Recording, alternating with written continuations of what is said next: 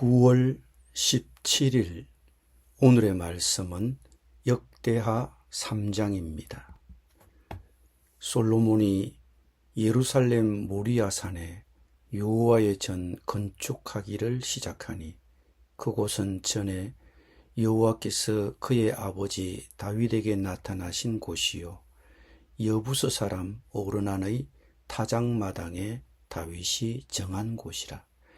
솔로몬이 왕위에 오른 지 넷째 해 둘째 달 둘째 날 건축을 시작하였더라.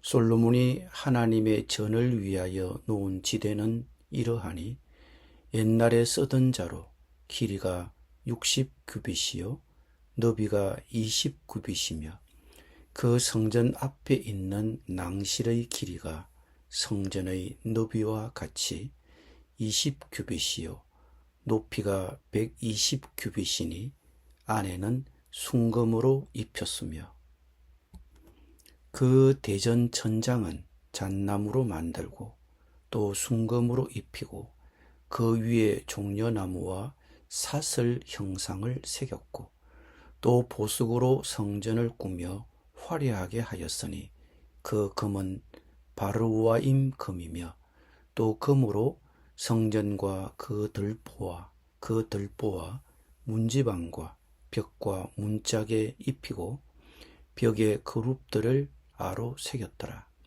또 지성소를 지었으니 성전 넓이대로 길이가 20규빗이요 너비도 20규빗이라. 순금 600달란트로 입혔으니 못 무게가 금 50세겔이요 다락들도 금으로 입혔더라. 지성소 안에 두 그룹의 형상을 새겨 만들어 금으로 입혔으니 두 그룹의 날개 길이가 모두 20규빗이라. 왼쪽 그룹의 한 날개는 5규빗이니 성전 벽에 닿았고 그 다른 날개도 5규빗이니 오른쪽 그룹의 날개에 닿았으며 오른쪽 그룹의 한 날개도 5규빗이니 성전 벽에 닿았고 그 다른 날개도 5규빗이니 왼쪽 그룹의 날개에 닿았으며 이 두 그룹이 편 날개가 모두 20규빗이라.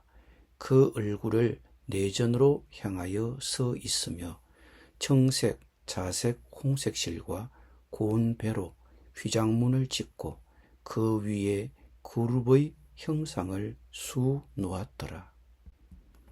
성전 앞에 기둥 둘을 만들었으니 높이가 35규빗이요 각 기둥 꼭대기의 머리가 5규빗이라.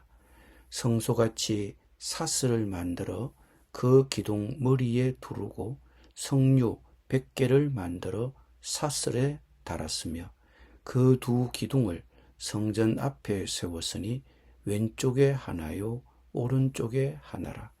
오른쪽 것은 야긴이라 부르고 왼쪽 것은 보아스라 불렀더라. 아멘.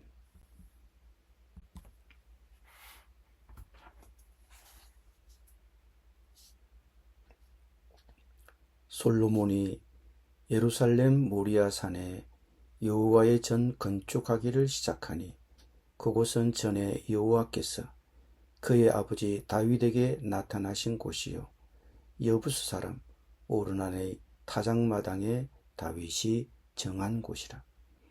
하나님은 자의적이지 않으십니다.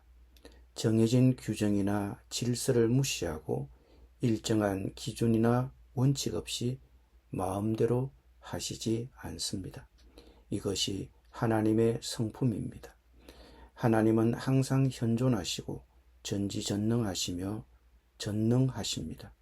그러므로 하나님께서 무언가를 하기로 결정하실 때 우리는 그분께서 모든 측면을 다 보셨는지, 그분의 결정이 가져올 결과를 이해하시는지, 시작하시는 일을 끝낼 능력이 있으신지, 혹은 그분께서 옳은 동기를 가지고 계신지 우리가 따져 물을 필요가 없습니다.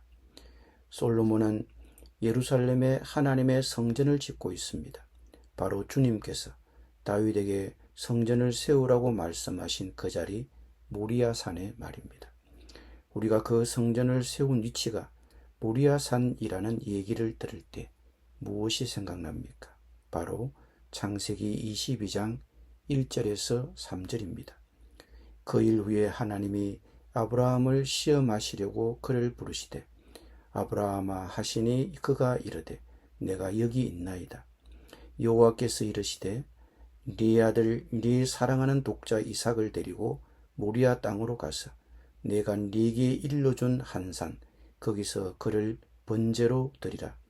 아브라함이 아침에 일찍이 일어나 나귀의 안장을 지우고 두 종과 그의 아들 이삭을 데리고 번제에 쓸 나무를 쪼개어 가지고 떠나 하나님이 자기에게 일러주신 곳으로 가더니 하나님께서는 아브라함을 인도하여 아들 이삭을 제물로 바치시게 하신 바로 그 장소, 그리고 그 대신 양을 마련해 주신 곳이 바로 솔로몬이 성전을 지을 장소가 되도록 계획하셨습니다.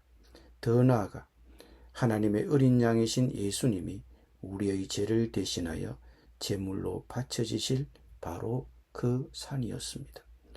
오늘 역대하 3장의 마지막 부분에서는 솔로몬이 세운 두 기둥에 대해 배웁니다. 그 두 기둥을 성전 앞에 세웠으니 왼쪽에 하나요 오른쪽에 하나라. 오른쪽 것은 야긴이라 부르고 왼쪽 것은 보아스라 불렀더라. 두 기둥의 이름이 명시되어 있습니다. 오른쪽 것 야긴은 야는 하나다 또는 야는 세운다 라는 뜻입니다. 왼쪽 끝 보아스는 힘을 의미합니다. 이 기둥들이 상징하는 의미는 간단합니다. 왕과 이스라엘이 주님만을 구하고 그분만을 찾는 한 그분은 그분의 힘으로 그들을 굳건하게 세우실 것입니다. 나는 메시아 예수님을 나의 구주로 받아들이고 그 주님을 따르기로 결심하고 다른 모든 것을 버리고 나의 삶에 대한 그분의 부르심에 귀를 기울이셨습니까? 그러면 그분은 나를 그분의 능력으로 굳건하게 세우실 것입니다. 우리가 또 한 가지 솔로몬이 이룬 7년 동안의 성전 건축 공사를 통해 배울 교훈이 있습니다. 솔로몬은 하나님께서 그의 아버지에게 주신 장엄하고 화려한 계획을 이루기 위해 솔로몬은 이스라엘 전역에서 숙련된 기술자를 불러 모았습니다. 성전 건축은 수천 명의 사람들이 7년 동안 노력하여 완공한 대규모 공사였습니다. 그들의 이름은 알 수 없지만 그들의 공동 노력을 통해 이스라엘은 하나님을 만나고 예배할 장소를 얻게 되었습니다. 매주일 전국 각지의 교회에서는 남녀노소가 성도들이 교회를 위해 보이지 않는 곳에서 헌신적으로 일하는 비슷한 노력들이 펼쳐집니다. 성전을 지은 일꾼들이 각자의 기술과 능력에 따라 일했듯이 자원봉사자들은 교회 곳곳에서 시간과 재능을 바쳐 우리가 매주일 경험하는 환경을 조성합니다. 솔로몬과 이스라엘에게 성전을 짓는 것이 예배의 횡이었던 것처럼 우리에게는 봉사를 통해 교회를 짓는 것이 예배의 횡이입니다. 성전을 짓는 것은 쉽지 않았고 섬기는 일 또한 쉽지 않습니다. 우리가 섬기는 이유는 하나님께 영광을 돌리기 위함이라는 것을 기억함으로써 우리는 동기를 부여받습니다. 섬기는 일이 어려울 수 있지만 우리가 하는 모든 일이 다른 사람들이 예수님을 만날 수 있는 디딤돌이 된다는 것을 알아야 합니다. 다른 사람이 교회에서 봉사하려는 의지를 보인 덕분에 나의 삶이 어떻게 바뀌었습니까? 여러분이 교회에서 봉사하고 있다면 봉사를 통해 하나님께서 당신을 변화시키는 것을 본 적이 있습니까? 현재 내가 교회에서 봉사하고 있지 않다면 봉사할 곳을 찾아보십시오. 기도드립니다. 성전의 두 기둥처럼 예수 그리스도를 구주로 믿고 그분을 따르는 우리를 주님의 능력으로 굳건하게 세워주실 것을 믿습니다. 각자의 봉사를 통해 주님의 몸된 교회를 세워가시는 하나님, 우리의 봉사가 다른 사람들이 예수님을 만날 수 있는 디딤돌이 되게 하여 주옵소서. 예수님의 이름으로 기도드립니다. 아멘.